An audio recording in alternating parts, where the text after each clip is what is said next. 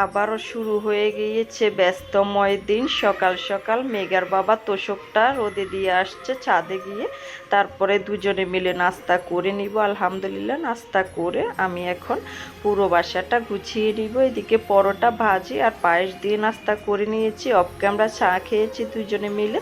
তারপরে এদিকে এখন 12টা বেজে গিয়েছে অফ ক্যামেরায়, কিন্তু আমি অনেকগুলো কাজ করে দিয়ে আসছি। তারপরে ছেলের জন্য খাবার নিয়ে ওকে খাইয়ে দিয়ে আসছি। এখন 12টা বেজে গিয়েছে, তাই আর কি আমি এদিকে তোষকটা একটু জেরে নিচ্ছি, জেরে তারপরে এখানেটা বাসায় নিয়ে এখন বিছিয়ে দিয়েছি। এখন আমি জানলাটা ভালোভাবে মুছে নিব, যেহেতু ধুলাবালি উড়ে গিয়েছে, আর খাটটাও ভালোভাবে অফ ক্যামেরায় মুছে নিয়েছি। হাই ব্রিয়ন মিয়ার সাথে ব্লগ থেকে সেতু, আসসালামু আলাইকুম। সবাই কেমন আছেন? আলহামদুলিল্লাহ আমরা সবাই অনেক অনেক বেশি ভালো আছি। আশা করছি আজকে ছোট্ট ব্লগটিও সবার কাছে ভালো লাগবে।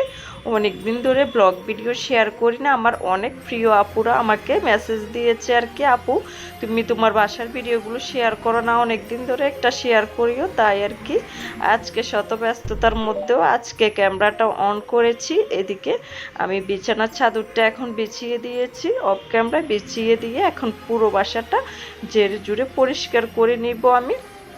এদিকে এই তো অন্য অন্য রুমগুলো আমি গুছিয়ে নিয়েছি, গুছিয়ে তারপরে শর্টকাটে আমি বিরিয়ানি রান্না করেছি।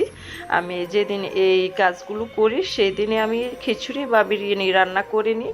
এদিকে মাংস রান্না করে নিয়েছি আলাদা করে, এখন বিরিয়ানিটা বসিয়ে দিয়েছি। তারপরে কয়েকটা টিকিয়া ভাজবো আর কি।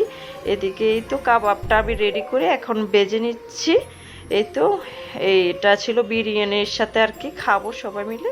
এদিকে আমি রান্নাটা করে নিচ্ছি। সবাই ভালো থাকবেন, সুস্থ থাকবেন। আজকের ব্লগটি কোন দিকে ভালো লেগেছে অবশ্যই সবাই কমেন্টে জানাবেন, আর ভালো লাগলে একটা শেয়ার করবেন। আল্লাহ হাফিজ।